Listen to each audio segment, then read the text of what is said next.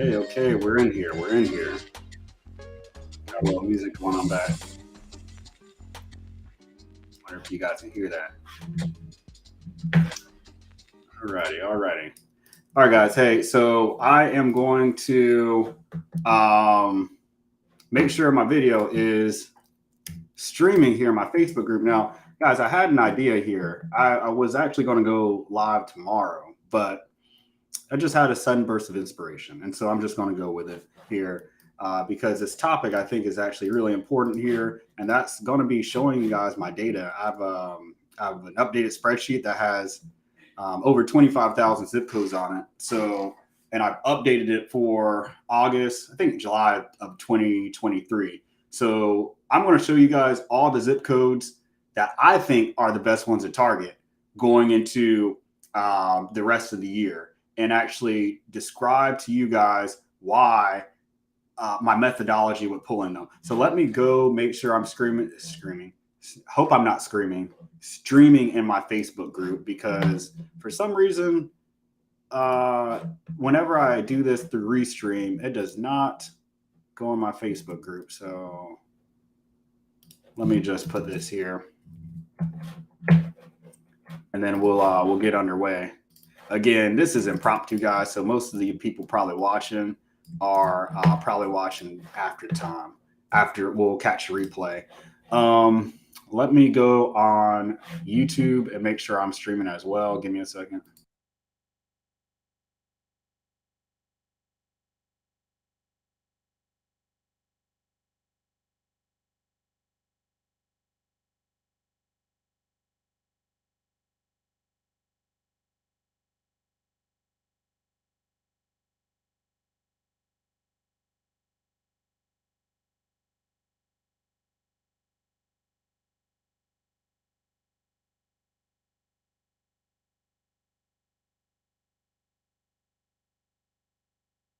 All right, we're good to go. So, guys, let's go ahead and hop into it. And hey, if my microphone sounds off or anything like that, let me know. If there's like too much gain or feedback here. Again, this is impromptu, so don't have all the bells and whistles like I usually do. So I'm going to go ahead and share my screen with you guys. And if you guys can hear me, drop a one in the chat.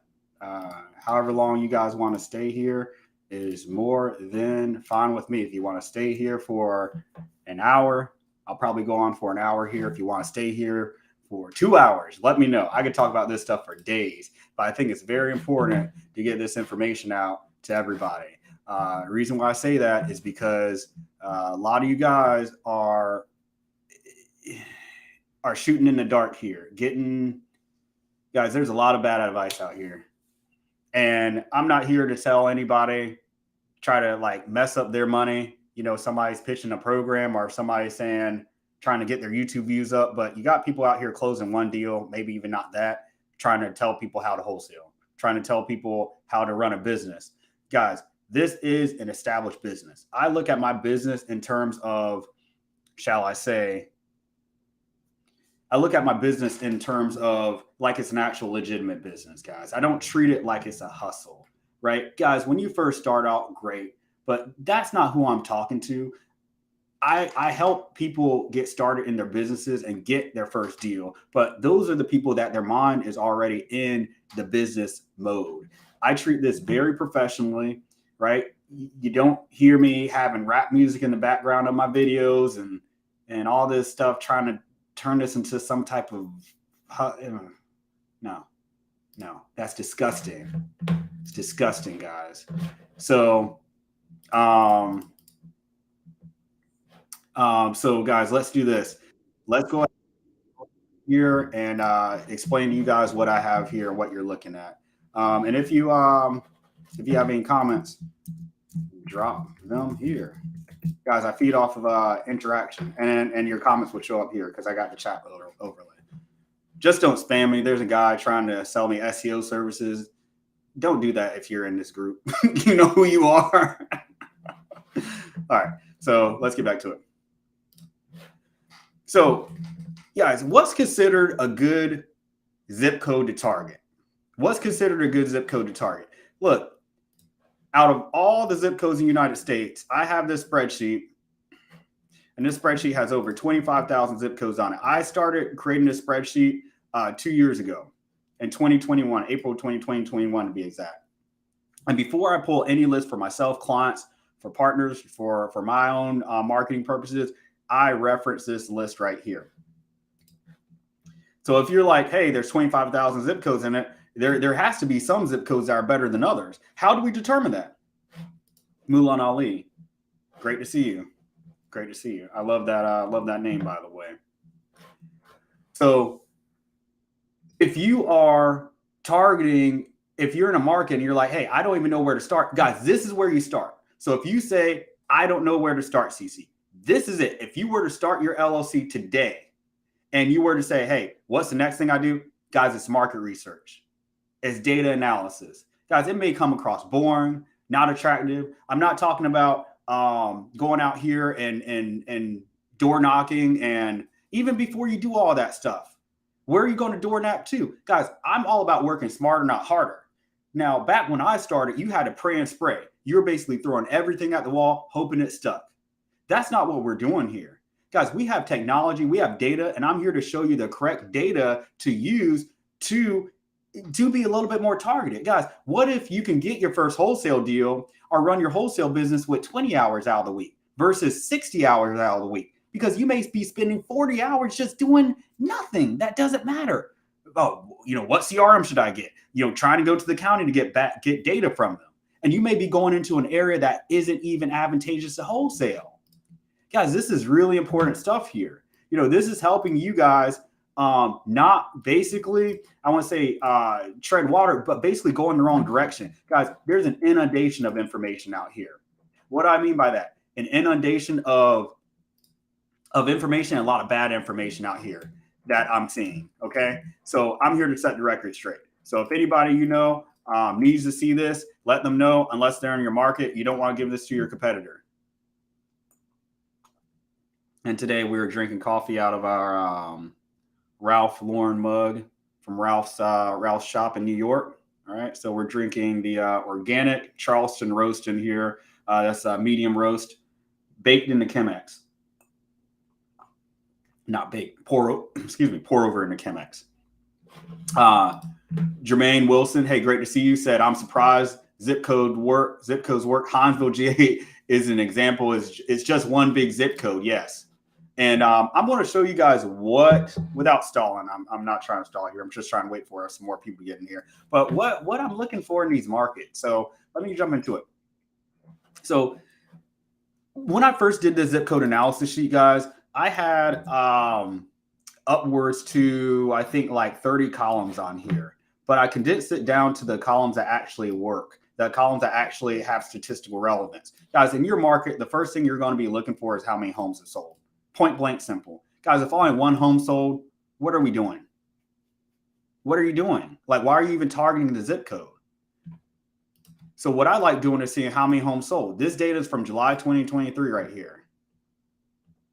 And so I have a lot of data, there's a lot of zip codes that don't have any data in them. And so that's another thing to be concerned about. If your zip code is on here and doesn't have any data, guys, it's not enough data for Redfin. And this data is from Redfin for Redfin to put on their website, right? So all these markets that have dashes here, this is stuff that there's no data there, right? You have days on market, but there weren't any homes sold in July 2023. Okay. No home sold in July 2023. So why am I going to go to an area and try to make it work? See, this is what I've seen. I've seen too many wholesalers try to make certain things work. I'm going to try to make this market work. The people in my area said this is a good market. Guys, follow the data. I've had to swallow my pride. I had to leave Houston, Texas about a year and a half ago. It's going on 2 years now because that was my market for 3 years. It was my main big market. But I shifted from there to Charlotte being my main big market about 2 years ago, rather, because Houston, I saw the trends going in the wrong direction. I'm going to tell you what that looks like here. Okay. So first of all, we want to make sure that we have data here. Another thing too, guys, avoid low density areas just off the bat. Guys, the more people you have living in an area, And there's population right here on my sheet. The more people I have living in an area mean the more housing units. The more housing units we have mean the more absentee property owners we have. The more absentee property owners we have mean the more people we could target. So if I have only 1,100 people living in an area, how many houses do you think I have there? Probably 10 or 20. Well, I'm going to put a marketing campaign to those people. Guys, I'm here to be controversial. I'll say it. Not every market is good to wholesale in. I'll say it. Not every market deserves to be wholesaled in. And I have certain parameters that I look for that tell me when to pull out. Once my cost per deal starts getting high, meaning like if it's taking me 100 leads to get one property under contract, if every seller I talk to says, I have multiple offers, or you know what, I want full retail. If it doesn't seem like any sellers are playing ball and I'm just, shooting caution to the wind, guys, that tells me I'm probably in an area that's oversaturated or it's affluent, right? So that's why I look at this distress tier right here. And I'm going to show you how all this comes together. I've done a lecture on this before, I think last year. I think it's good now to do another lecture, okay? It's good now to do another lecture. And guys, if any of this is resonating and it's hitting home, let me know, because I don't know when I'm dropping gems or not. I just go and do this. I don't really know what's super valuable to you guys, because it helps me know, because once I put these trainings together, helps me know what I'm supposed to be training you guys. I don't want to be talking too over you guys' heads. I don't want to be talking down to you guys, right? I want to be right at the same level. Okay. So if this is resonating or this isn't, let me know. If you need me to repeat something, let me know, guys. I value authenticity and being real, right? There's too many fakers out here. I can be real because I know what the F I'm talking about. A lot of people out here don't know what the frick they're talking about. So if you challenge them on stuff, these so-called gurus or whatever, I don't even really like that word, because I'm probably consider that to certain people. But if you challenge certain people that have high social media status in the wholesaling space, and you start asking them questions, and they give you ambiguous responses like, how many leads do I need to close a cold calling lead? Well, I don't know. Just keep on trying and keep track of your KPIs. Well, there should be some sort of benchmark. I can tell you guys, for new investors, go for a 85 to 100, because you're going to have to mess up when you're cold calling. So you have to give yourself that grace. If you're an experienced investor, 1 out of 30. If you're run of the mill investor, you've been doing this for about a year or two, 1 out of 50. So 1 out every 50 leads you generate, it doesn't matter if you generate those leads over a year, 3 months, preferably in 30 days, you're going to have an opportunity to get a property under contract. So it's important to know where you stand and be real with yourself, because a lot of people out here, they're comparing themselves to the best of the best.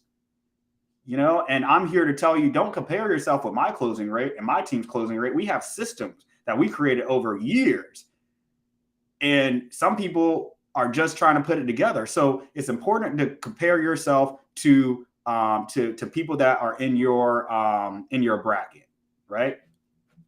Mulan Ali said, this is making sense to have standards when wholesaling and to treat it as a business from the start, not just after deals are closed. And I'm going to tell you something. If you treat it like a business after deals are closed, what's going to happen is you're going to have this huge knot, right? You're going to have this huge knot where you created all this stuff, and you're going to try to untangle the knot, and it's going to be too difficult to untangle. And that's when I have people that come to me, they want me to help them scale their businesses, and they've closed 20, 30 deals. They're making $200,000 a year wholesaling, but it's through brute force. They're just hustling.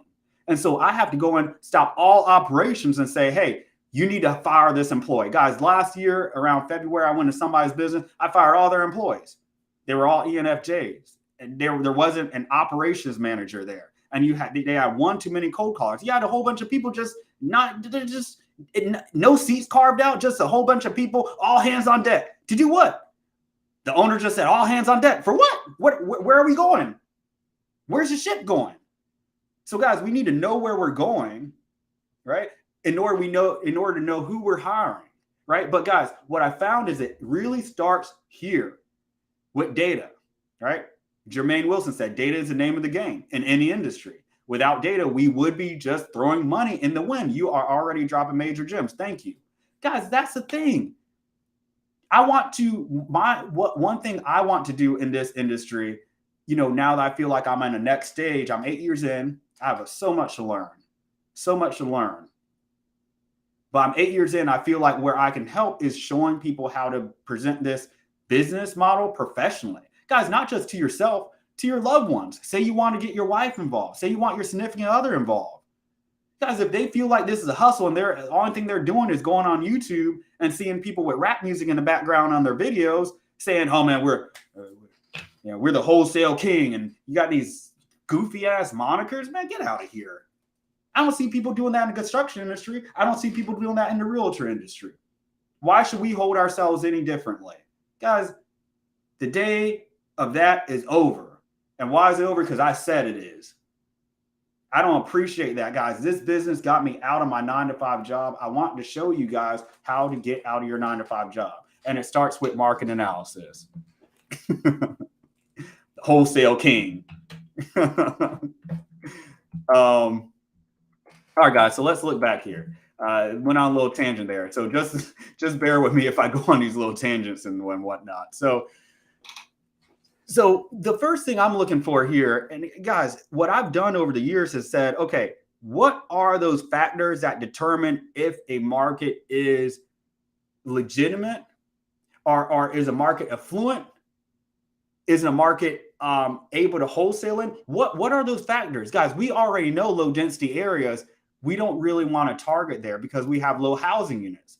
So is there another standard we can put in place that allows us to know whether the market's affluent or not? I think I figured it out, and I'm going to show you guys.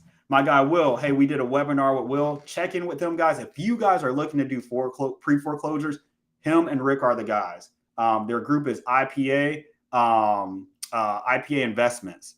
I believe their Facebook group is it's called REI on Tap, pre-foreclosure creative investing. So I'm recommending everybody who's looking to get in creative financing, not recommending them to Pace Morby. I suggest you guys tap in with my guys over there. Okay. And this is the name of the group. REI on Tap, pre-foreclosure and creative investing solutions by IPA for REI. They'll show you guys how to do foreclosure deals from start to finish. Okay, guys, I digress. So here's why I want to show you guys. I'm going to go on Google and I'm going to type in the median sale price for the United States. Okay. The median sale price for the United States.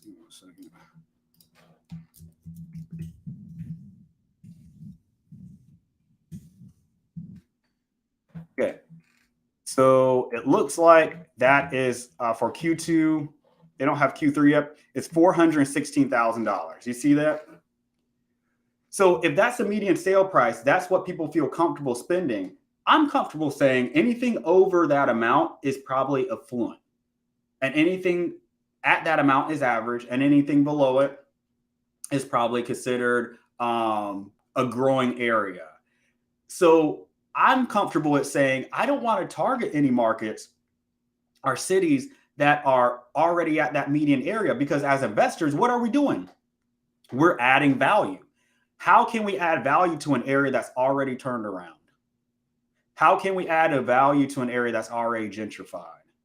Right? Guys, as single family resident investors, as wholesalers, because we need things at a discount. But if all the neighborhoods are already flipped and turned around, what opportunity is there? Now, I'm not talking about the commercial space. I'm not talking about burr investors. I'm talking about wholesalers. So if you talk to somebody who's in an area like this, guess what? The only sellers you're going to get are going to be non-cooperative. I have multiple offers. Hey, this area has seen a huge spike in home values or in home prices. I have multiple realtors saying to hold on to my house. I have multiple realtors saying I want to list my house. Guys, I picked up on these trends over the years based off of the data that I'm seeing. Like I just noticed, it seems like in every market that's close to this 400K price range, it's just the sellers just aren't biting. This is why I want you to get away from thinking that your investment market, even your investment company is unique. It's not. Guys, if you're familiar with Facebook ads, you know we can create lookalike audiences. Lookalike audiences are basically audiences where you have one segment here, right? A group of people that may fit a certain criteria. Let's just say we're going after extroverted dog owners. and you have 1,000 people on your email list, you upload it to Instagram to Facebook ads, and they might find 10,000 people just like that based off the avatar. This is what we're doing when I do my data analysis, what I'm showing you guys here. We're trying to create look-alike audiences, look-alike markets. Very few of these markets are super unique. I hate to bust your bubble. I thought this. Oh, Charleston, South Carolina, my home market is the best market to be in. Yeah, right. I was staying in that market, guys, and I was competing against the highest investors all across the country. I just got outpriced. My cost per deal was getting close to 10. I spent $20,000 to make $25,000 one time. And I said, at that point, it doesn't make sense being there. And I want to show you guys when to pull out of these markets as well. If you guys want me to clarify any points, please drop a comment. If not, I'm going to continue to go. Again, I love my coffee. I love my mug here. I actually took this from my girl. This isn't my mug. Okay. All right, guys. So before we get moving, this is why Northern NJ is no good. We have people with rundown houses getting top offers from retail buyers. Exactly. Thank you, Jermaine. Thank you. And so, guys, don't try to force the market to work. Don't try to force it to work. So first thing I'm looking at here are homes sold. Okay, last 30 days. How many homes have been sold in the last 30 days here? The areas in green, this is from April 2021. So the first one I see, the zip code with the most homes sold in the United States in the last 30 days is, oh, I thought that was Myrtle Beach. Okay. Harris, Cypress, Texas, 77433. And guys, look, in April 2021, it was 186 homes sold. Now there are 757 homes sold. Granted, we need to adjust for that being in the wintertime, but still, that's a huge spike. Guys, this is what trend analysis does. It allows you to see the growth in an area.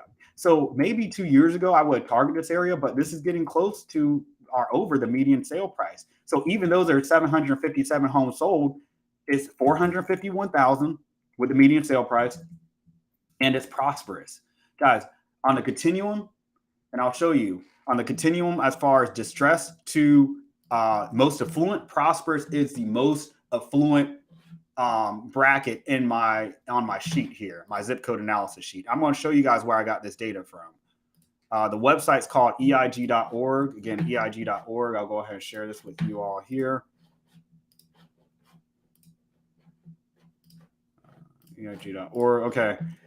And oh man, guys, this is money. So I actually extracted the data here, paid a guy on Fiverr to put it on my spreadsheet.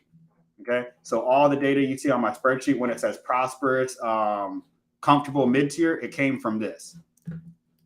So I'm going to put that here, Cypress, Texas. Guys, anything in the blue, I ain't targeting. I don't care how many homes are sold, because you may say, okay, well, Cece, you said target areas that have the most homes sold. Target areas with the most homes sold, right? No, because we also have to take the median sale price in consideration. Now, if the median sale price was like 200K with 700 homes sold, that would be awesome, because I know there's opportunity for growth there. It hasn't hit the median sale price nationally, so there's room for growth. But this area pretty much already turned around. So what are you going to do? You put a direct mail marketing campaign together here. What's going to happen?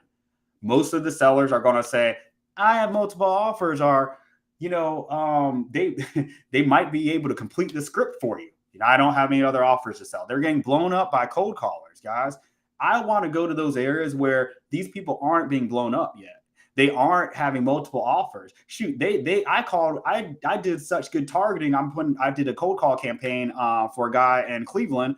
I know I did a good job, because one of the ladies we called, she left a voicemail for it, or I listened to the voicemail, and she basically said, hey, she was trying to get ahead of my cold caller, and she said, hey, I know you guys are calling me. I don't plan on doing any work to this house. So she thought we were like a realtor trying to call her, asking her to do work on it before we listed it. No, she wasn't hit up by any investors. That's what I want to do. We want to go in areas where people don't know what they're sitting on. In this blue area, they're going outside, they're driving on the interstate, they're seeing, they're going to Harris Teeter or Food Line or wherever they're going, Whole Foods, and they're seeing on the basket how they get advertised. Realtors are advertising there because they want those houses. In these areas, it's realtor territory. We're not going after these people. We want to go after people more in the green, mint green. That's mid-tier. And guys, distressed. But realize the distressed areas, guys, over half these areas are low density. There's multiple factors you have to check. Guys, if this seems like it's too much work and tedious, this sets you up for a very, very lucrative and peaceful marketing campaign.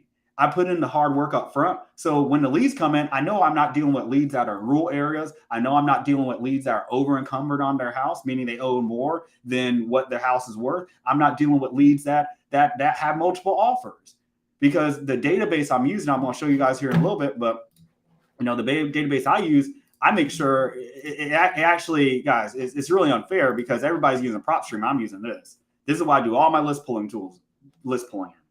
I'm going to show you guys just some things in here. It looks complicated, but man, this is golden. Using your zip code analysis to determine the correct zip codes, and then going in here and pulling in zip codes, number one, where people aren't, a lot of wholesalers don't know about. And I have data that's not included in PropStream, RealFlow, whatever all these other tools are. I have data that's not even included there. Guys, I'm basically going into markets untapped. That's why I said I can go and do 1 out of every 30 leads, I could get a contract. But it's not just one factor. It's not just the market selection. It's not just the criteria, because if you look at my criteria here, it looks pretty sparse. So guys, people don't pay me, and I don't get paid the big bucks, or I don't put together flawless marketing campaigns for myself, my partners, by like just slapping in criteria here. We start with the market analysis. I could do a whole day training on that. Okay, let me go back and make sure I'm not going too far out here, getting too far ahead of myself. Okay. So Harris County. So look at this one. This one is 359. That's a little bit high than I like focusing on, but this has had tremendous growth too. Let me see if I can zoom in a little bit more for you guys. So this was low density, 27,000. Look, 27,000 in population, yet 716 homes sold, low density. This is why you guys got to do the data analysis yourself. Because if you're in this market and you're in the RIA, and you ask people in your RIA, hey, I'm thinking about targeting Katy, Texas, 77493. They're going to be like, nobody lives out there. It's low density. There's only 27,000 people. Guys, the census only happens every, 10 years. So if I'm going in this market right here, the zip code, I'm looking at this, I'm like, this is in the last 30 days, or I'm just going to say July, just the last 30 days, this is the second highest zip code with the most homes sold. Second most homes sold in July of 2023. Yet it's low density. What does this tell me? This tells me that people are moving from another area to another zip code to this one. This one's becoming desirable. So if you have an area that's low density, the homeowners may not realize what's happening until the next census. So this is an opportunity to get in there. The home value is creeping up a little bit. It's a little bit too high than I'd like to do. Like to go in. This is money right here. Clarksville, Tennessee, 37042 rather. Montgomery County. Okay, the median sale price in July was $290,000, 41 days on market. That's good. 612 homes sold. I would say out of all the zip codes I see so far, this is probably the best one. And it's mid-tier. There's opportunity there. So I'm going to highlight this. I'm going to show you guys something. How do I determine if this is a healthy zip code? I determine that based off of how many absentee homeowners are there compared to how many owner-occupant properties are there. So I'm looking at least 20% of the property owners I want to be absentee, because really those are the only ones I want to target. It doesn't mean anything if I go in a market in a zip code and I only have 5% of the absentee owners and everybody else is owner occupants. I don't consider owner occupants anymore. I used to, but I don't consider those as people to target. They can't move fast. if I contact them now, they'd have to move out and do all these arrangements and stuff. Guys, we're looking up to pick up quick wholesale deals. And I'd much rather go in different, and I'd rather be in 100 different zip codes in 20 different states with the same avatar, listen to me now, than to be in one MSA, right? One market that has a whole bunch of iffy sellers that may or may not want to sell. I'd much rather be in multiple zip codes across the country that have the similar avatar. And what I'm showing you guys is how to create that avatar. Okay. So let me go back to, here. So I'm going to go and put this in my list pulling tool.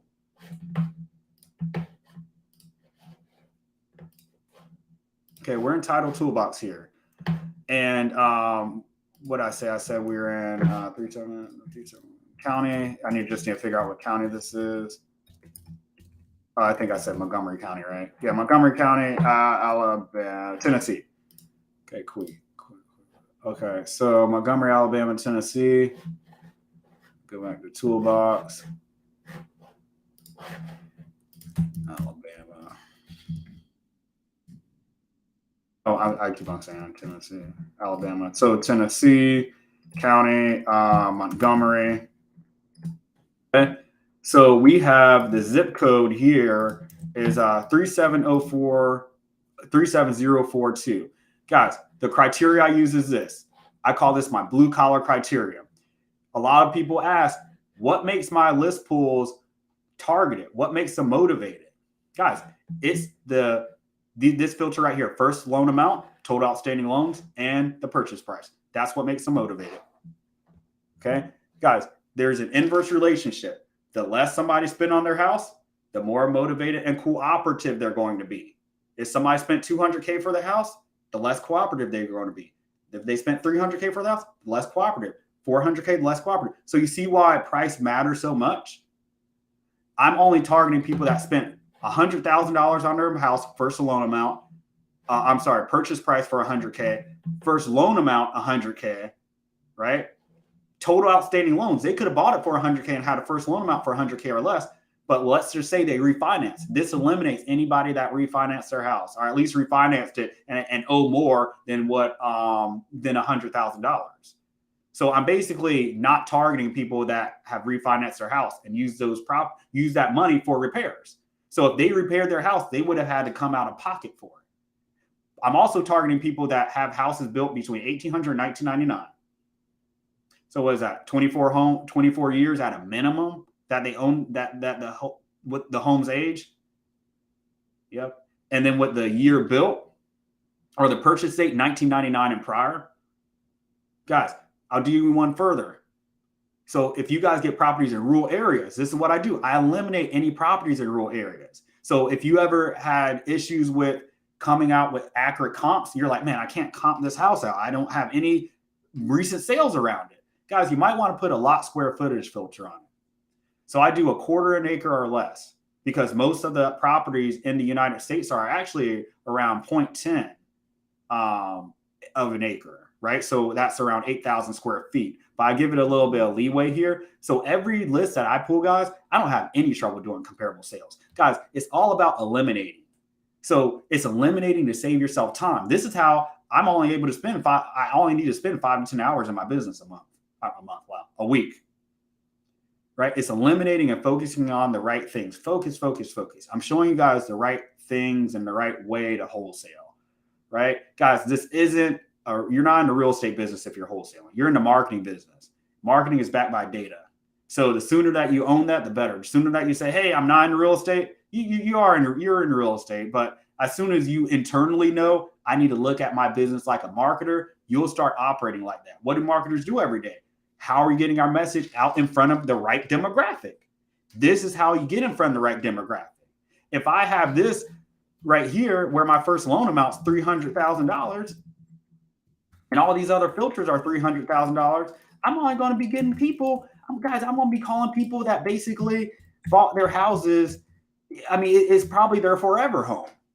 We don't want forever homes, guys. We don't want nice houses.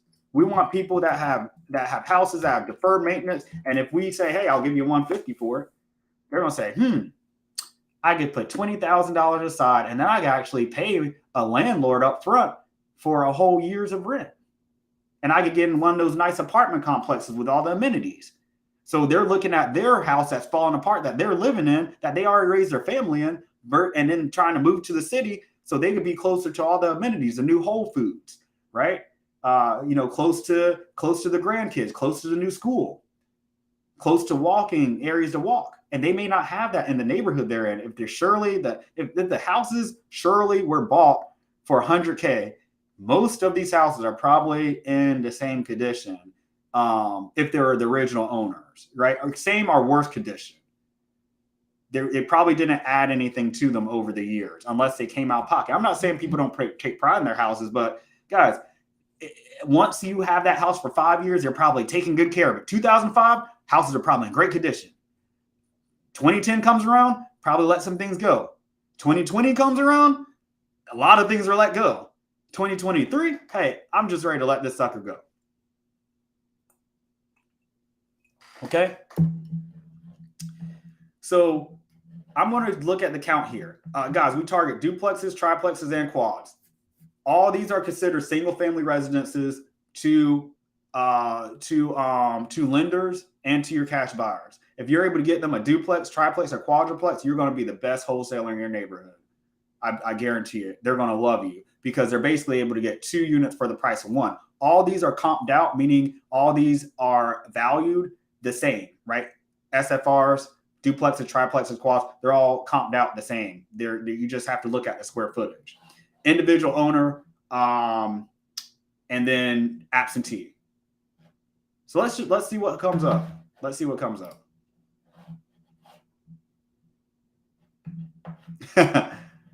Jamel said, you can't keep dropping those secrets for the masses.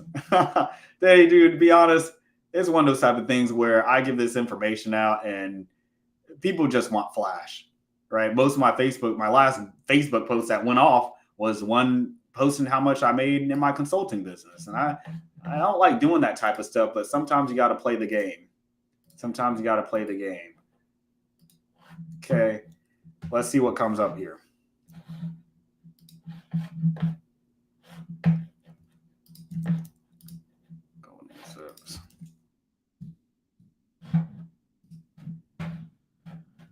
All right, so since it's taking a little time, this actually tells me that there's probably a good bit of data. Actually, I lied. 219 owner homes in this area. So 219 absentee homeowners. So I'm going to put this here, 219 on my chart, and I'm going to see how many owner occupants there are. Yes.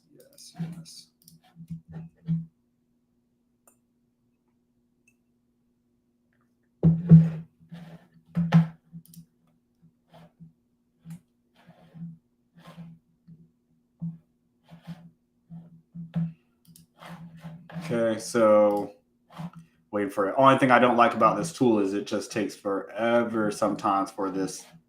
Okay, so 300. Okay, so check this out, guys. I'm gonna share my my list pool with you, or my zip code analysis sheet. So check this out, guys. So this is absentee, 219 absentee, and then 300 owner occupants. Guys, this is really good. So I'm going to do absentee divided by owner occupants. Now, let me make sure I did that correctly. So I did owner occupant. So on the owner occupants on the bottom. Okay, I see what's wrong. Okay. So owner occupants on the bottom. I'm pretty sure I did that right.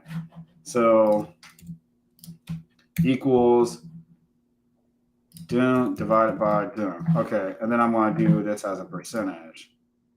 That's not right. 1 second. I think I need to divide that. 219, 300, 219, 300, 219, 300, 219, 300.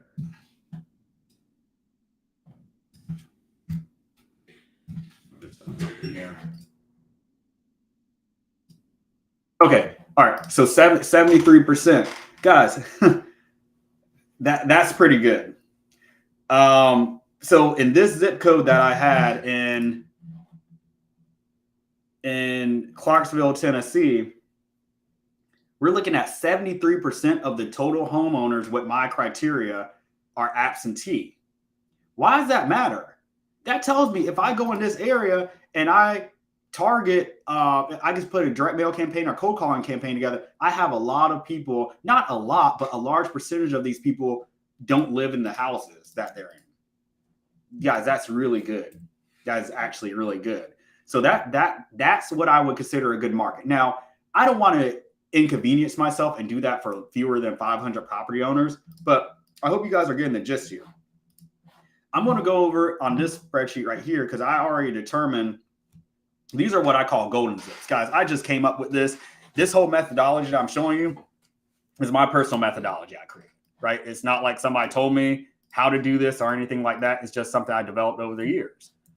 So let me show you what I got cooking up over here. I would consider all these zip codes targetable. And this is what I'm doing going forward.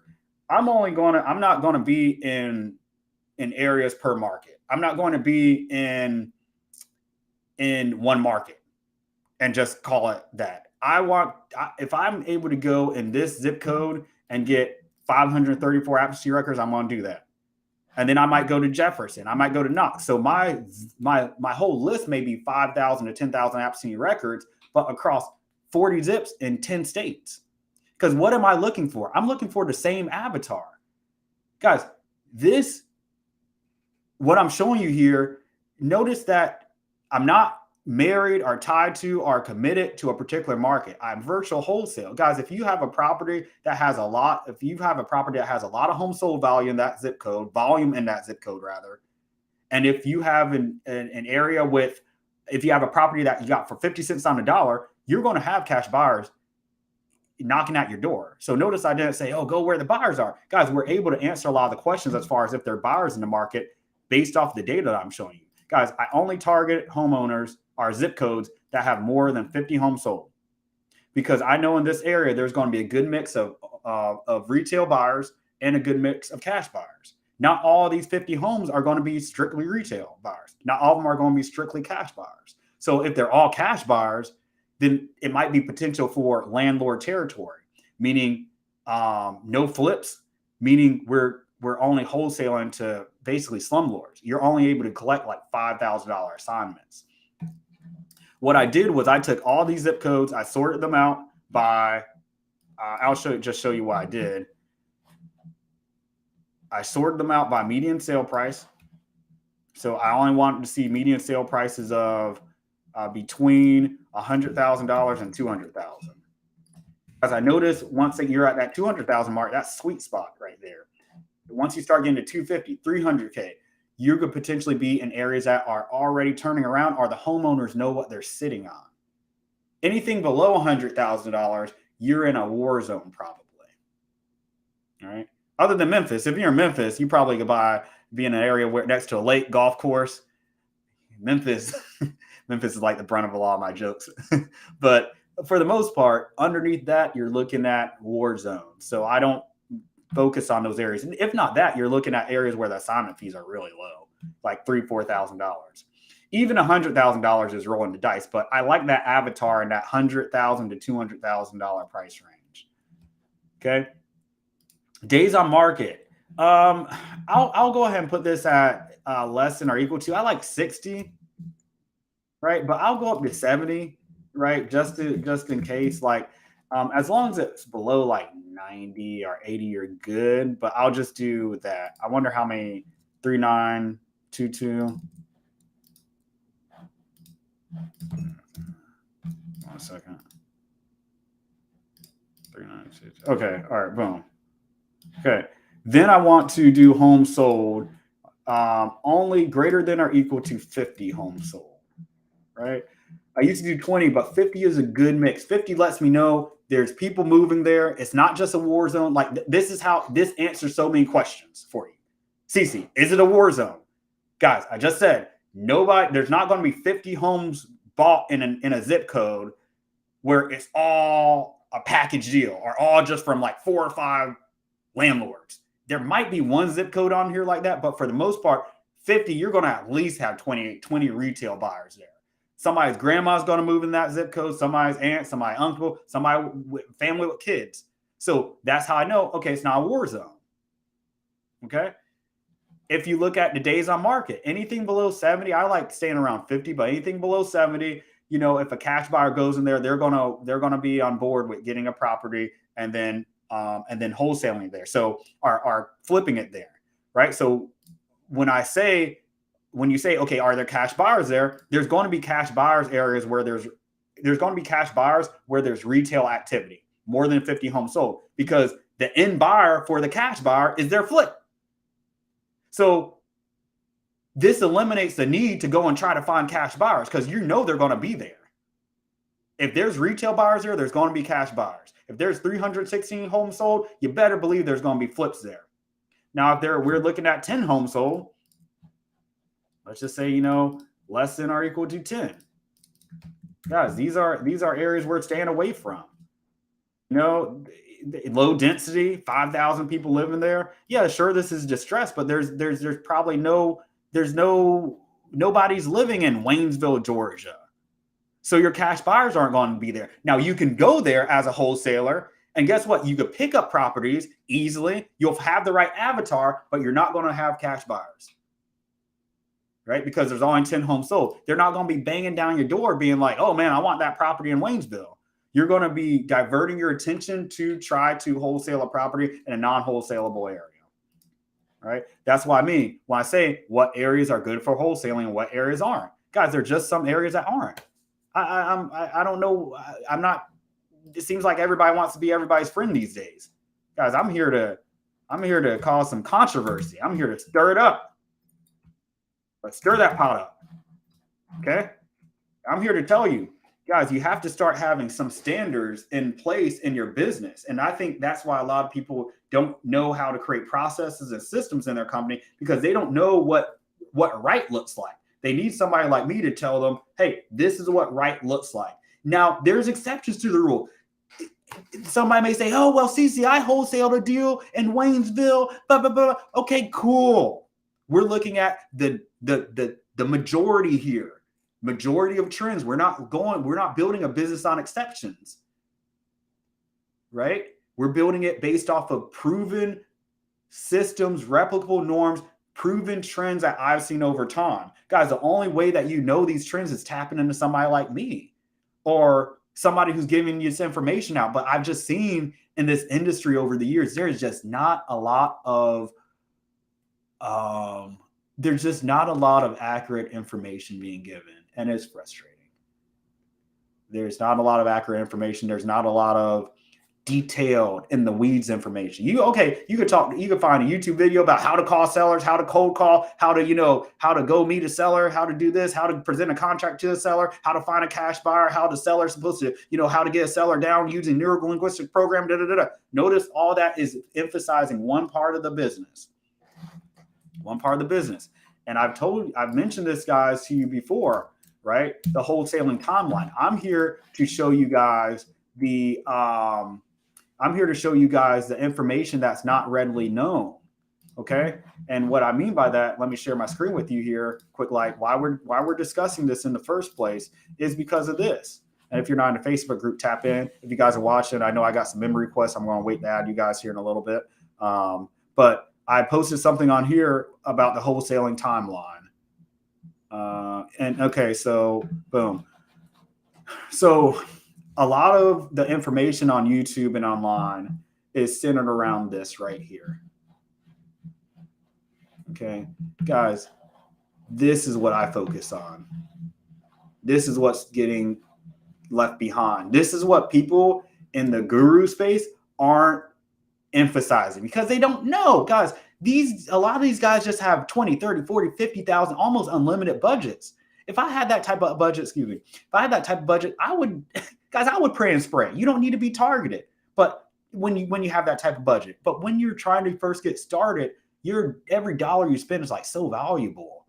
So you want to make sure that you are focused.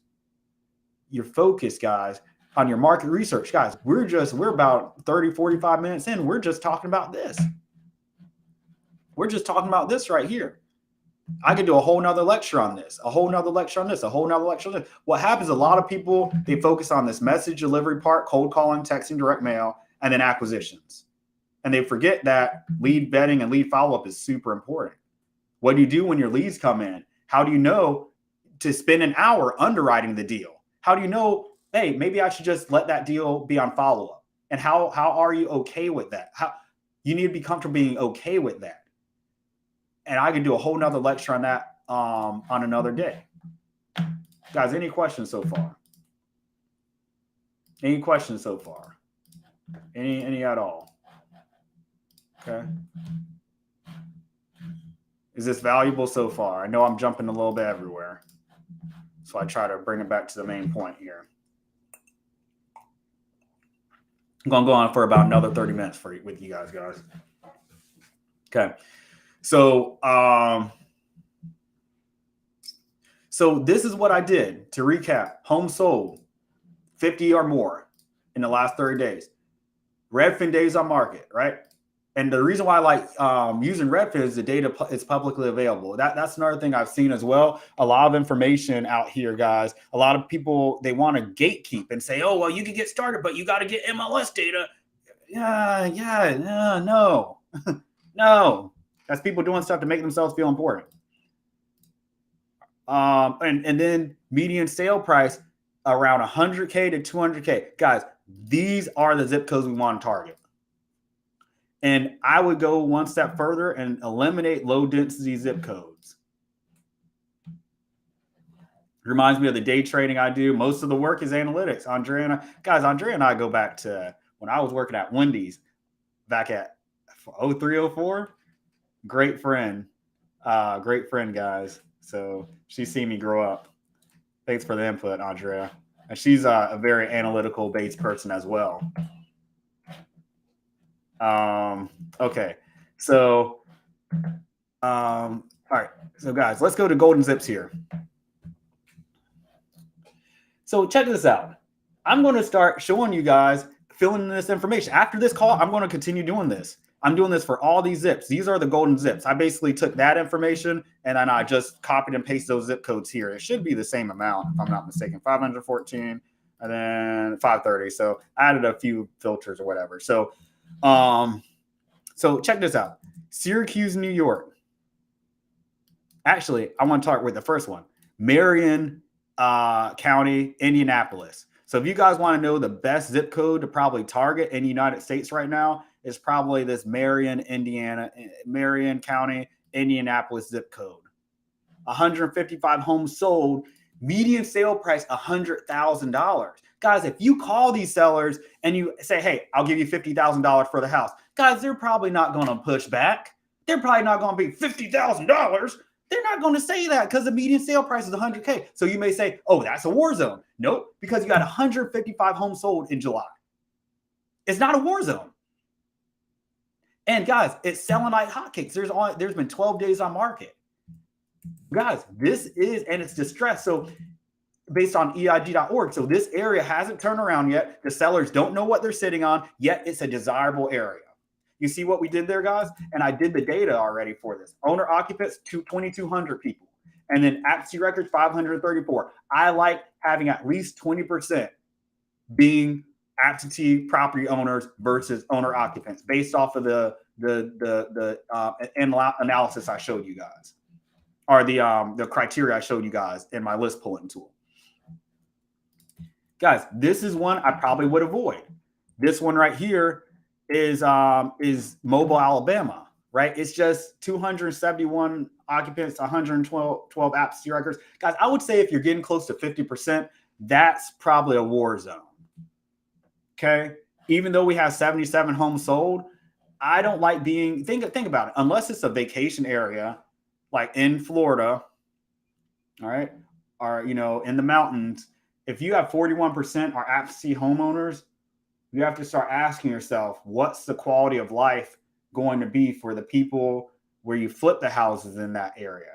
That's a little bit too, I don't think cash buyers will want to flip houses here, because 1 out of every 2 or 3 houses will be absentee here. So what does that mean? If there are properties in a not so great territory area and they're trying to flip it, they're going to potentially be dealing with copper being stripped out of the house. Just a lot of issues there. Okay. Okay. A lot of issues. Same thing with this. 73% are absentee owners, but it's also below 1,000. I would prefer to see 1,000 owner occupants here, because this tells me if there's, look at this, guys. Please follow me. Please follow what I'm saying here. If I see in this Indianapolis area, there's 26,000 people that live there, and I have 2,200 owner occupants, I have the same population in this next zip code in Mobile, Alabama. And guess what, guys? I only have 271 owner occupants. So where are all the 27,000 people living? They're probably renting, and they're not in houses. Because if they were houses, I would at least have housing units here. And if the median sale price is 100K, they're most likely not staying in $200,000-$300,000 houses. They're most likely staying in apartments, right? Nursing homes, maybe homes owned by the city. Guys, there's a lot of different ways. There's a lot of insights that you can get from doing this exercise. So this right here answers so many questions. I don't have to go in the market to get an idea of if the market's going to be good or not. Trailers, yep, trailers, great. And shout out to Andrea. I can't wait to get the money together to take your class. You're talking my language the way you do this. Exactly, guys. I don't lead people astray. Right? I work with people. I'm not for everybody. I work with people that want to do real estate the right way. Unfortunately, a lot of people link up with me after they spent their money on Jamil, Pace Morby, and whoever's out here, not giving good information. I'm not into glitz and glam, guys. I'm into real deal. I had my time doing that, guys. That's just not me. It's just not me anymore. If I ever came across that, that's just not me. Okay, so guys, I want to do Syracuse, New York, 13204. Let's go inside of Investor Title Toolbox. Okay, share.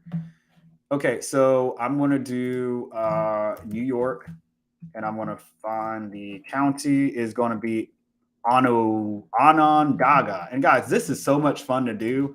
I love doing this exercise right here.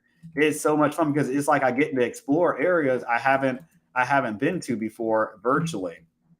It helps me get familiar with the market too. Okay, so I'm just going to get my count here. Again, I'm going to see how many owner occupants are. If the population is around 19,000, guys, I would feel comfortable with about 2,000 owner occupants. So 19,000 right here.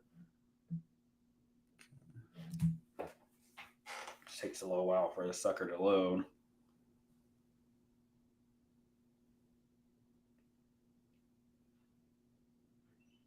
Okay, 562. So 562. And then another, now I'm going to do no. Okay. And so here's another thing, guys. You see how much I'm filtering down. Filter. So imagine if I did all this stuff in PropStream. Guys, PropStream is missing so much darn data. I would probably come up with like a fraction of data, maybe, 50 properties. So it's just important to start with quality tools and data. That's like really important. Okay, 247. So 247, I'm going to share my spreadsheet with you guys here again. You guys can see what I got going on. Okay. Okay, so 247, I'm just going to drag this formula down. 44%, right? That's, that tells me this is probably hood. And I'm just going to go and share this on Zillow and see what type of homes are being sold in this area.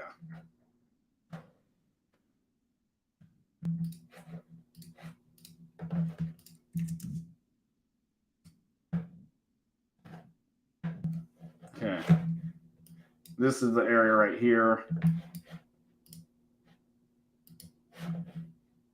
Most of these are probably investment properties and cash flow. You know, I don't want to be in an area where everything being sold is like investment. You see investment opportunity, like, yeah, two family, both apartments, great investment. See everything sold here in the last like 40, 50 days. Okay, this is being sold, marketed to actual homeowners, which is good.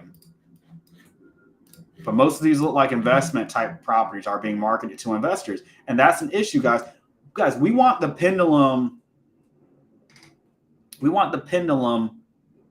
swinging, right? In the middle. We don't want it to be too far over this way, right? Only investors. We don't want it to be only homeowners, right? We want it to be about in the middle. I just found that if there's too many investors there, then they have the say. Then they're going to want to be, then they can say, oh, well, why do I need to pay your $20,000 assignment? I'll just go and buy another investment property. It's balance, guys. It's balance. It's balance here. Let's go back to the spreadsheet. I'm going to do a few more of these for you guys, but I hope you're getting the gist here. But this is basically what I do on a daily basis, guys. Like, I don't go out to properties. I do this. I put marketing campaigns together because I always want to make sure my cost per deal is right around $2,500 to $3,000. Okay. So this zip code is 61401, and this is in Knox County, 61401 Knox County. Let's look at it.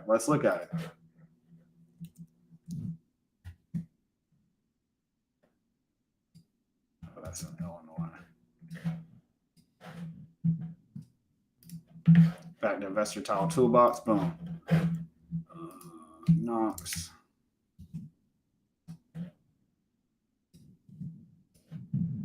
Okay, boom. I'm gonna get the count.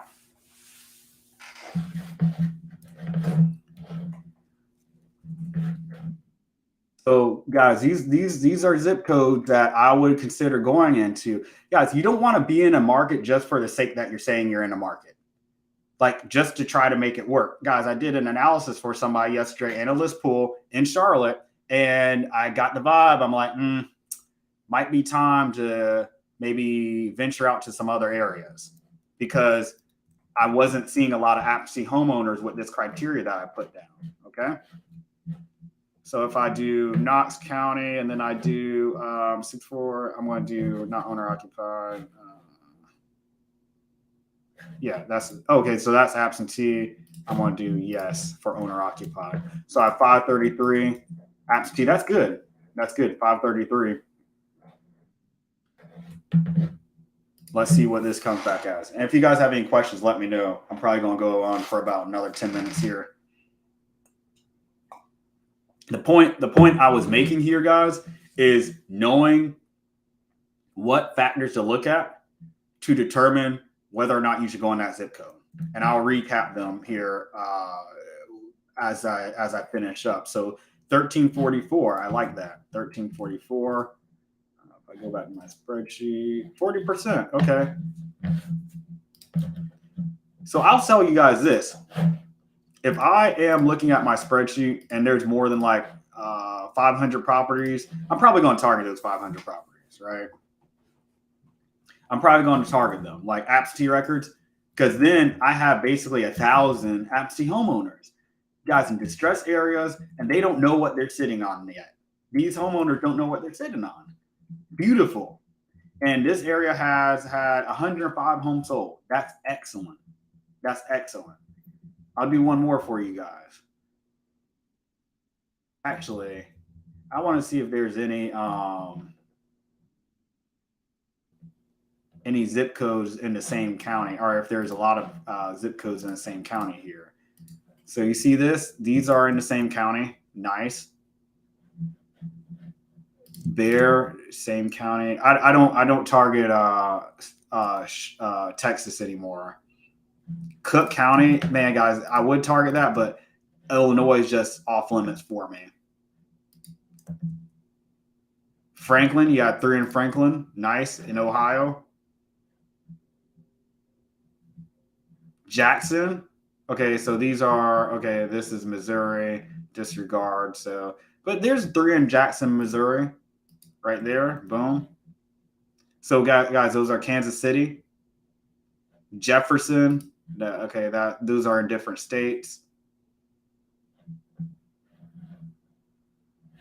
Look at this. Lucas and Toledo. Okay, so you have, guys, we have 1, 2, 3, 4, 5, 6 zip codes that match my criteria on here. And guess what, guys? They're all at risk, mid-tier, distress, at risk, mid-tier, mid-tier, distress. That's what I like seeing. That's what I like seeing right there. So if I were in that market, guys, those will be the only areas I target, and that be that. Guys, this is my strategy going forward. I'm sharing with you guys what I'm doing going forward. Like literally. Like that's why, guys, I'm not concerned about competition, because everybody's going to be just targeting, oh, I got to make Indianapolis work. I got to make Madison County. And somebody may find one good zip code in Madison County and think the whole market is good.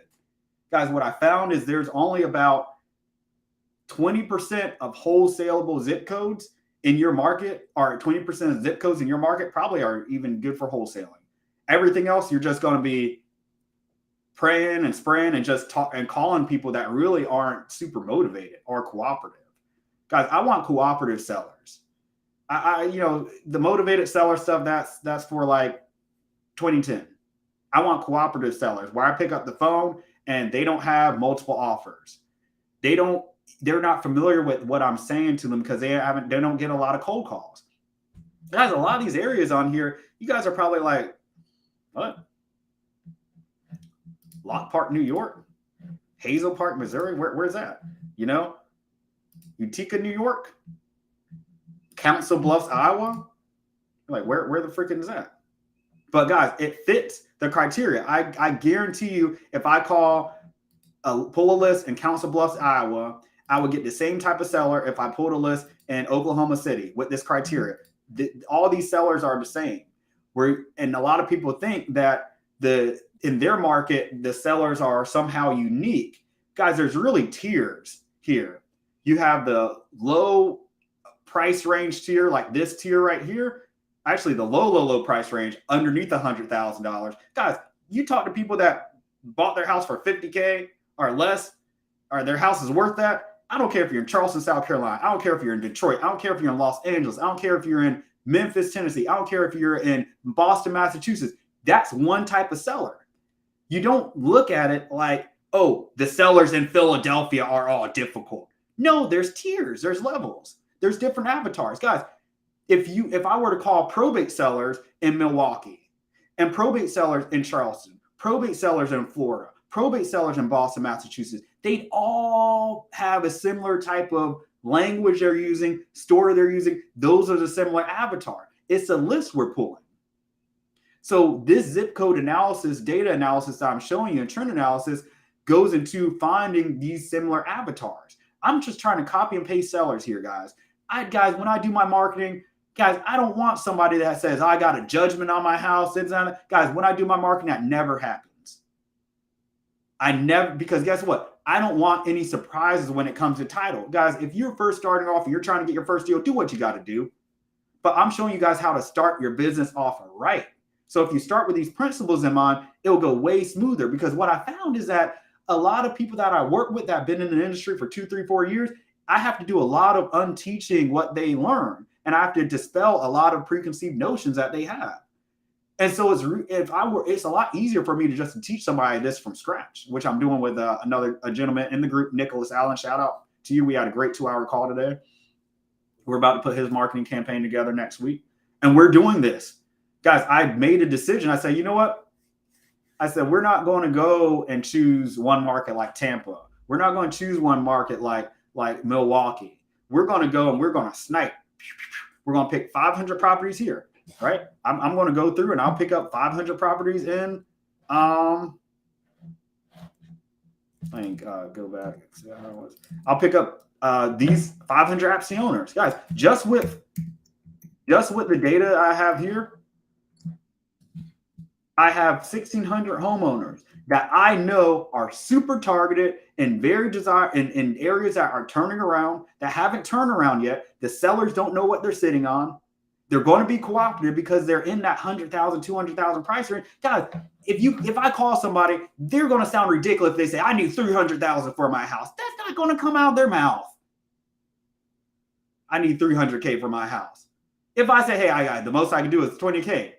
Can you come up a little bit? They're not going to be like $20,000. What are you doing? Guys, I found that when you pass that 100,000 threshold, as far as what the sellers want for their house or what the property might be worth, it's a different type of seller.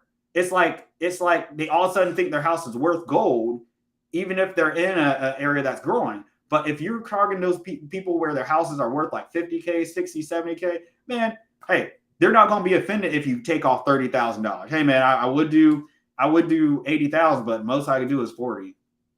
Oh, well, okay, let me think about it. They're not losing much, guys. You got to think, as you increase in price range, as you increase in price, it's like their only asset. It's like they're sitting on a nest egg at that point.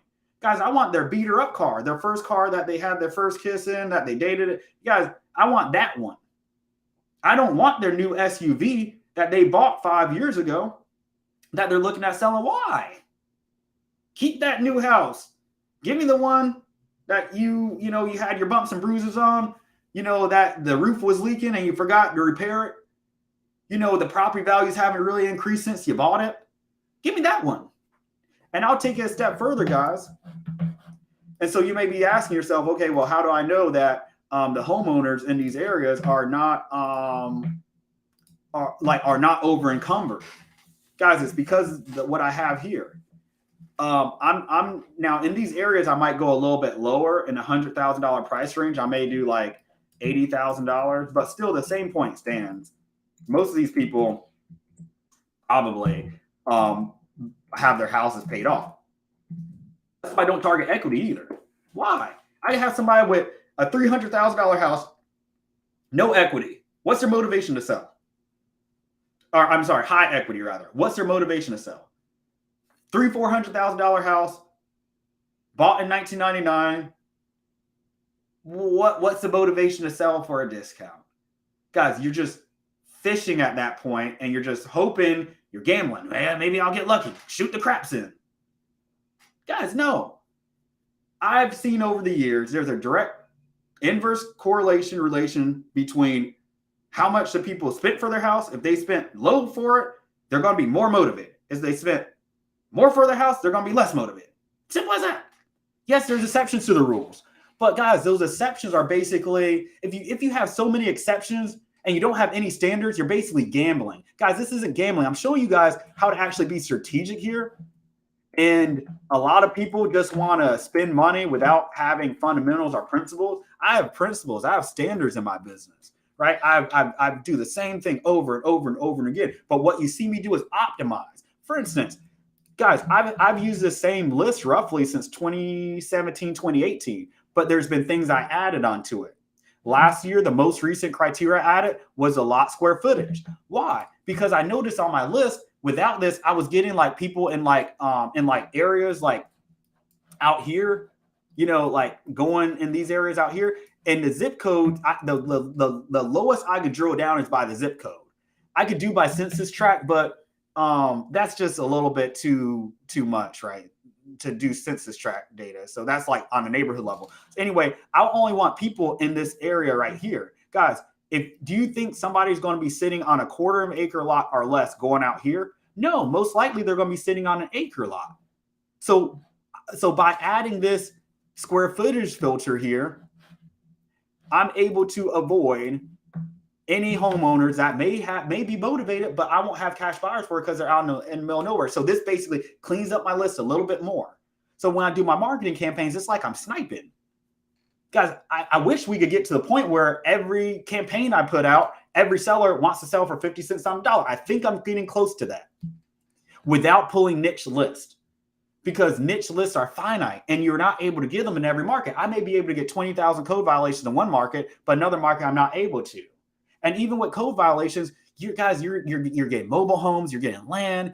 Guys, you're getting people that may be over encumbered on their house that may have 20 code violations, but their house is worth 400K. And then what are you doing? You're throwing away leads, guys. You can work through those if you know creative financing, but I'm showing you guys how to wholesale, and I'm showing you guys how to put marketing campaigns for wholesaling. Are you guys still with me? Okay. You guys see what I'm putting down here? Okay. So did I get this here yet? So 6-4. Okay, I'll do one more. If anybody has an area on here on this other zip code sheet that you guys want me to look at, let me know. I'm about an hour and 15 minutes in. I want to be wrapping this up here shortly. I'm just going to see if anything stands out here. So I'm probably going to be quiet for like a second or two.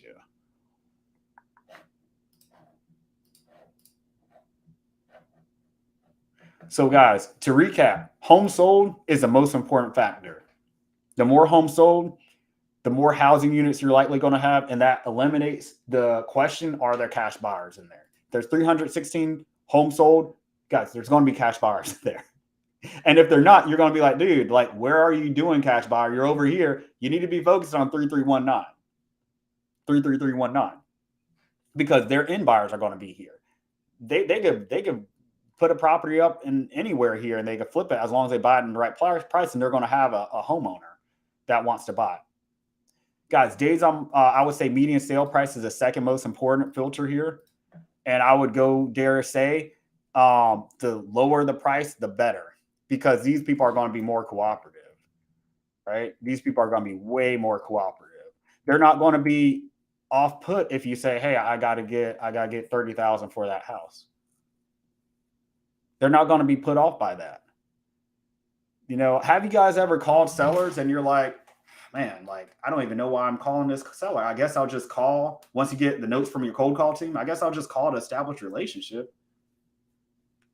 If that's ever happened to you guys, let me know. It happens to me. It used to happen to me quite often. I'm tired of that. Guys, I don't want to just be in cities just for the sake of being in them. I want to be in market and cities and zip codes where the investors actually, the homeowners want to hear from me, or they're willing to play ball. But what's that means? What does that mean? That means I have to target places I haven't heard of. Ashland, guys, we have tools now, Investor Lift, where we can put in our properties there and we can find cash buyers easily. The days of us trying to figure out, am I going to be able to move the deal? It's over. It's over, guys. You as a wholesaler should be able to go in any market and with ease, and your work should be, the work you should be putting in, it should be on this end. A lot of people want to focus on cash buyers, all this other stuff, guys. It's focus on this part first, and all that stuff will come easily. Now, if this was back in the day, like 2015, 2016, 17, sure. Technology wasn't where it was at. We just had Craigslist when I first started. But now you got Facebook groups. Guys, you got joint venture partners you can partner with. You could go on Google. I've wholesaled deals to We Buy Houses people where I partner with them. One of my deals in Broward County, I did that. It was an inherited property lead. Guys, I basically just did We Buy Houses Broward. And like the third person down, I found them. I only made like $2,000, but they got the deal done for me. We did right by the seller. So those are important points here. The last one I'm going to do here is this one for you guys. Ashland, Ohio, just because I have no idea where that is. Ashland, Ohio is in the MSA. Let's see what market that's in. So that's in Huntington, Ash. Guys, who would have thought? And just before I do that, so Andrea asked, do you need a real estate license? No, and no. Good and bad thing. Good thing because anybody can get in this without having their real estate license. I actually prefer not having it because your hands aren't tied. We're in the investment business. Realtors are in the business of showing houses. We're in the business of buying them, right? I don't like the realtor. I don't prefer to be a realtor, right? And that's a common misconception that people think they have. But yeah, you don't need to be a realtor. No. But with that being said, the downside, Andrea, is that, unless you're in the right circles, Like this one, you're going to be just guessing and experimenting. And a lot of people fumble their ways to success. And there's nothing wrong with that, but I think we should be able to work smarter, not harder. Okay. And I'm here to show you guys how to work smarter, not harder. So this is in the Huntington, Ashland metropolitan area. I don't even know where this is. Really. This is my first time hearing about this MSA. So guys, think of if you're just going off of what popular people are saying, then you're going to miss out on these gems. I'm going to see what the data looks like in this area. So I said Ohio, and then there's it's in Huntington, I believe. Let's see. I'm sorry, Ashland. And that's another thing too, guys. If you're only sticking to your particular MSA, you might be in a situation where maybe 3 hours away there's an MSA that's popping. I want to show you guys how to find those areas that may be up and coming. And this is what I do. Guys, the ideal area is where no other wholesalers are operating, but a lot of flippers are, because flippers don't do their own marketing for the most part. That means these homeowners aren't going to be tapped in. The homes that they're flipping are most likely pocket listings that the homeowners reach out to the realtors with, which means it's completely untapped market as far as push marketing, as far as cold calling, as far as direct mail, as far as texting. That's what I want. Guys, as soon as I get the vibe that it's an area is becoming saturated and then people have multiple offers, I'm out. I'm going into another area. And and like I said, I'm not going to another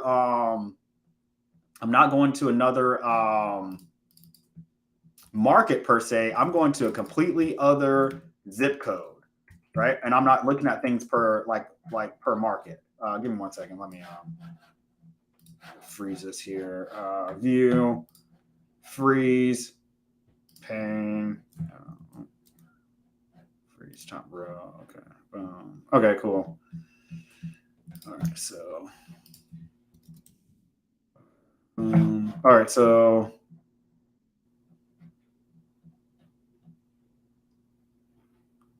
Ashland. Okay, I got my I'm on my other sheet here. So 01176 owner occupants. Let's see how many absentee homeowners there are. No. And guys, I experiment with this criteria too. So I'll go further. I'll go up to maybe 2005, 2010. But if I find myself having to do that off the rip, that tells me that that's probably an area I don't want to be in, because I'm having to stretch the criteria a little bit. That's not the goal here.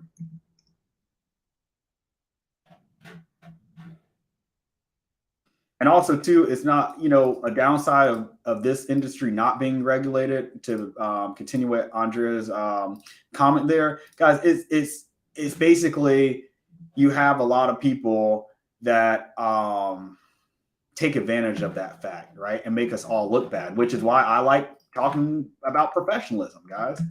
I like keeping it professional over here. And I like showing people that, I'm just a regular dude just doing this, just like you guys. I haven't changed my fundamentals after all these years. Okay. So I'm going to share my sheet with you guys so you can see what I have going on here. And then I'm going to wrap this sucker up. Okay. All right. So this is nice. I like seeing this. Ashland, Ohio, 44805, Ashland County. So $184K for the median sale price, 103 homes sold in July, 27 days on market. You love seeing it. 32,000 as a population, with 1,100 owner occupants that fit our criteria, and 279 absentee records, 24%. That's decent. I'll throw that in the mix, guys. So there goes another, how many? If I add this up, 1 second. Okay, so boom. Okay, it went from 1645 to, oh wait, no, that's not right. Give me 1 second.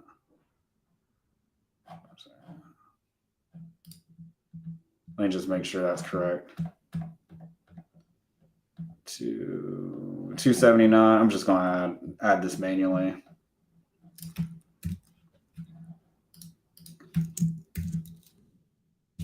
Okay, so 1900. So guys, this is what I'm going to do. I'm going to do this, and I'm going to put this together. This together, and I plan on only targeting these zip codes, because what I've noticed, guys, is in the markets I'm in, the median sale price is like above that 200K price range. Getting to 300K, you're going towards prosperous areas, right? Notice that there's only 2 prosperous areas here, right? And these areas already turned around, and they're getting, this one's right here at the 200 cusp. This one right here is 165. Okay. I don't want to be targeting prosperous areas. I don't want to be targeting comfortable areas, right? This is the cat's out of the bag in these areas. So these areas I'm not even going to focus on. Okay. I'm not going, and I'll start at risk, distress, mid-tier. These are your money zips. These are the ones that are turning around. But like I said, to summarize, guys, we're not just targeting people with a lot of homes sold. Because remember the example I gave you guys, if you're targeting people just with a lot of homes sold, you might get people that are in affluent areas, right? Like I said, I think it was that area in Harris County, right? What was that? Katy, Texas. See, Katy, Texas. It had or Cypress. It had 757 homes sold with 451, basically $500,000. Very, and this is what I mean, guys. This is why you can't go off of information on like YouTube. Like when people say, "Oh, here's this market analysis. This is a good market to be in." By whose standards? Is it good for wholesalers? Is it good for general investors? Even that you need to break it down. Is it good for BRRRR investors? Is it good for commercial investors? Is it good for FHA homeowners? Like if I just want to buy a house, hey, this would probably be a decent market to go to if I wanted to go and be a landlord, right? Because I know, oh man, this is a growing market. Guys, this doesn't mean anything to me as a wholesaler at all. At all. I don't care if there's 757 homes sold where the darn median sale price is $500,000. Where can I add value? Guys, you need to be able to add value as a wholesaler. And adding value means giving an opportunity to a house flipper to add value. If the homeowners are not cooperative, if they're requesting retail value, you're not able to buy the house at a discount. You need to be able to buy houses at a discount, and you need to have a reason why to have them at a discount. If the whole area already turned around, what's the reason for these homeowners to sell at a discount? You see, guys, it's not taking advantage of anybody. It's not preying on the weak or whatever. It's literally finding areas where there's distress. Where there's distress, we can help. And it's mutually beneficial to our buyers. Buyers aren't going to be where it's like they can't add value. That's investing, guys. And we do this by not making gambles, by looking at data. A lot of people want to just gamble. Oh, I hope this marketing campaign goes well. Let me hope this prop stream list goes well. I hope this data finder and data that I paid 3 cents for goes well. Guys, cheap. And I'm going to do a whole lecture on that. A lot of people just want to pray and spray. Guys, do that. Pray and spray. That's why I'm not concerned about showing people this, because the lazy people are just going to do lazy things. and they come to me asking me like these loaded questions as if they want me to co-sign what they say. Hey, I have you heard about this skip tracing company? Have you heard about this data finder company? This data company. There was a company that I heard that you could get like 100, pretty much all the absentee records for free, or all the records in the market for free. But they're selling skip tracing, guys, for cheap. What do you think's in it for them? Okay, they'll offer their data for you for free, but you're not able to filter it out. Guys, If we have a $2,000 marketing campaign, you need to be able to filter out and eliminate stuff you don't want to see, or else your money's going to go like that and you're not going to have any leads. I've seen people waste $5,000, $10,000, $20,000, $30,000, $40,000 just going in a circle. And then they want to come to me and want me to discount my program and services. We ain't doing that. Should have come to me first. All right. Should have come to me first. Next question. Andrea. Okay, so Jermaine asked Cece, did you show how you grab this data, this base data? Great question. I'll get to that in a second. I'll answer Andrea's. You're buying where they may not be able to sell their house otherwise. I think I'm understanding what you're saying, my friend. So you say you're buying where they may not be able to sell their house. Yeah. So guys, think about that. Think about the lady that I told you guys earlier. She said, I listened to the voicemail. She said, she was defensive when my cold caller called her. His name's Paul. And he said, hey, I'm calling about your house at Main Street. And she said, hey, listen, I don't want to do any repairs to it. Hey, awesome. We're not asking you to. We want to give you an as-is offer. And so that was an opportunity for him to say, hey, we don't want anything from you. No inspection period. Now, we do have to go in and make sure the house isn't falling apart, but we don't have to do an inspection to qualify for financing, right? So that we basically turned that situation upside down. She thought we were calling as a realtor to list it, and we weren't. So guys, you are offering value to people. Guys, I feel like a lot of people in this industry don't feel like they are providing a valuable service because they're going after their own avatar. And that's a shame, because I think a lot of people lose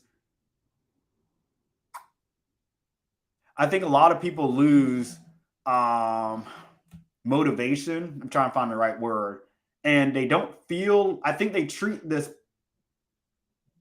industry, I'm trying to choose my words carefully. I think they treat this industry as if it's a scam, like get rich quick type thing, because they don't see how they're providing value. Guys, I've had older women, say to me, number one, they want me to marry their daughters when they met me. That's a story for another day, but I'm not kidding.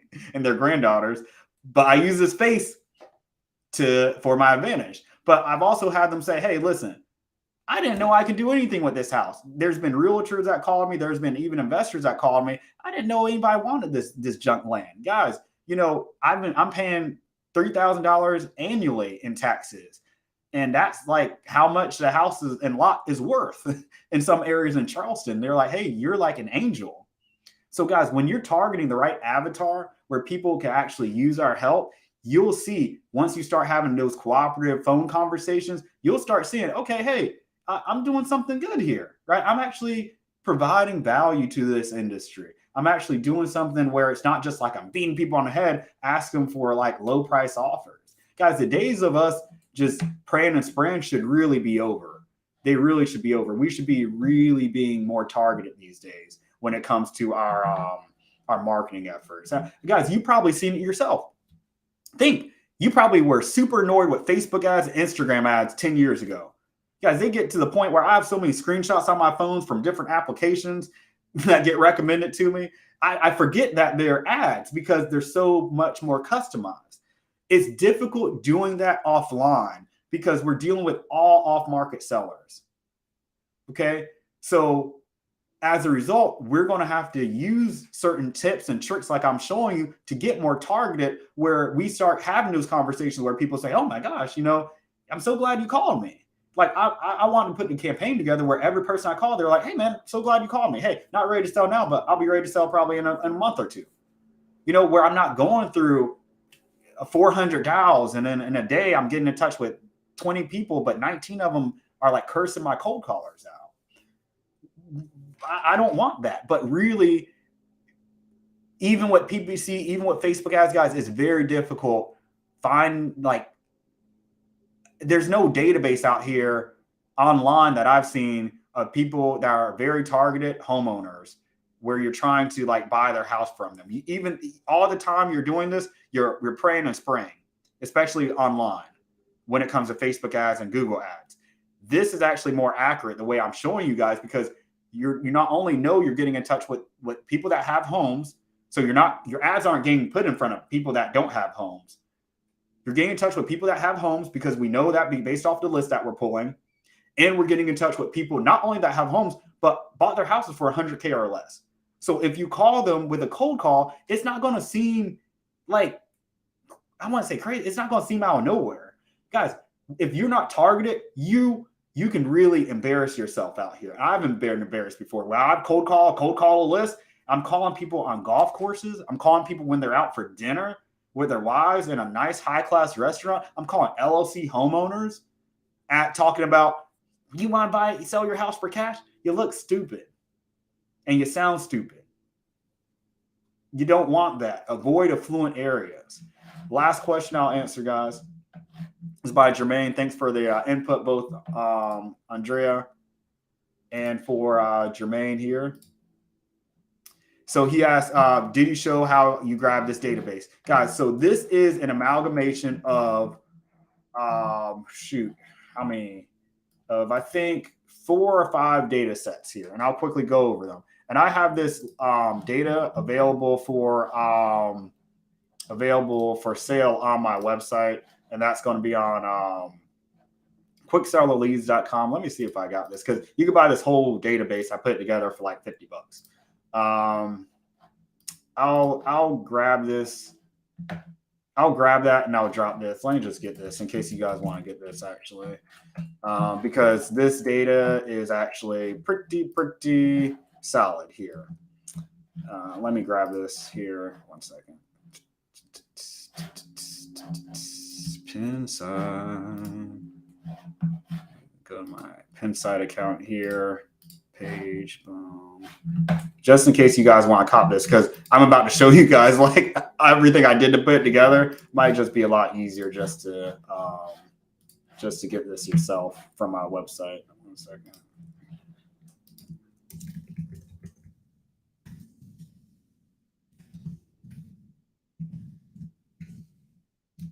Boom. So that's a link to the spreadsheet if you guys want to see that. Oh my gosh, you guys probably can't even click that. 1 second. There was a QR code here. 1 second. Okay, all right, I have it here. Okay, cool. So here's actually the QR code. So if you guys want to scan that, you can. Okay, then I'm going to show you guys where I did to put all this data together. So I paid a guy on Fiverr to scrape every zip code in the United States, right?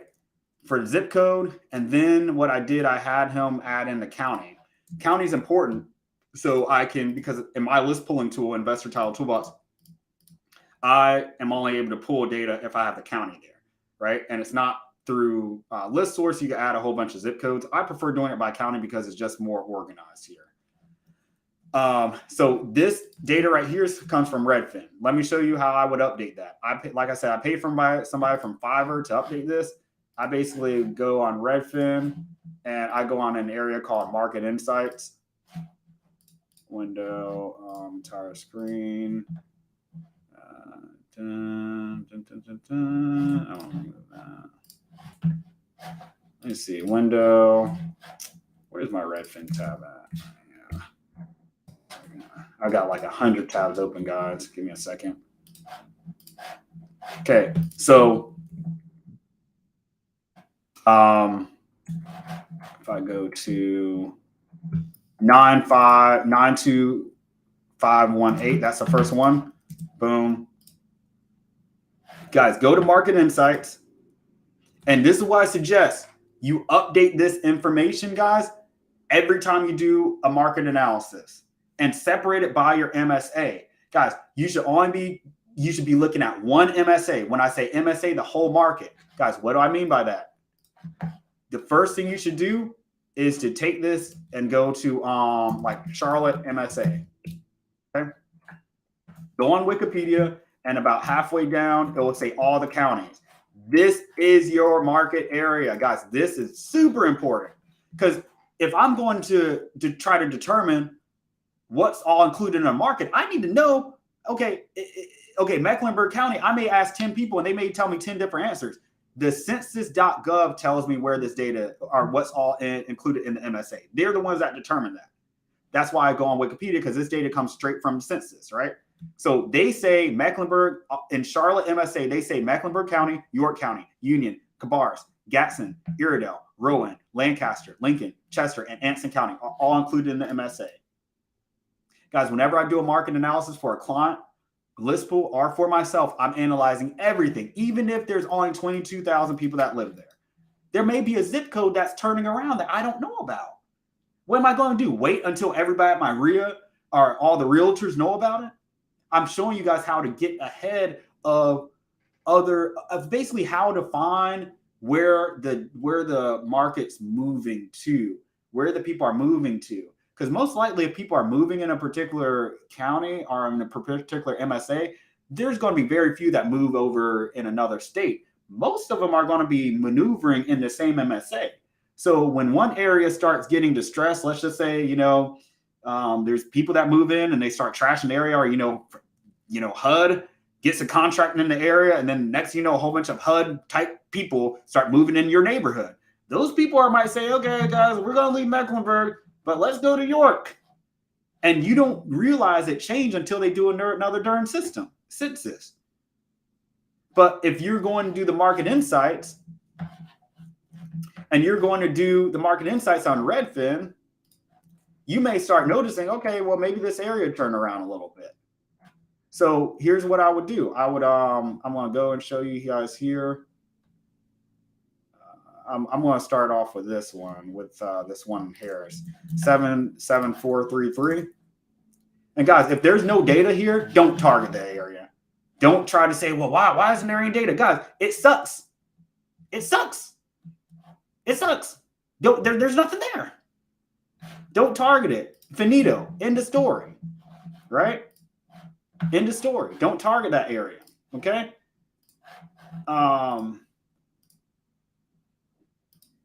Okay, let me go back here. And guys, I cannot emphasize this enough. So, don't try to make something work that's not working. Trust what you're seeing. So I go to Market Insights, 444,000 median sale price. So what I would do, I would go back to my list pulling tool here. And this data is from August here. What I have, this data is from August on that Redfin thing. And so I'm going to show you guys, are from July. So this is updated for August now, 44,000. Do that, boom. And then I would go back here. So it says 755 homes sold. Okay. And then days on market, I do 30 days on market, boom, like that. I just update it like that. Okay. You want to be looking at updated trends because this stuff updates monthly, guys. And then the order and priority of your zip codes are going to change. Okay. Guys, let me just show you guys. This is trend analysis here.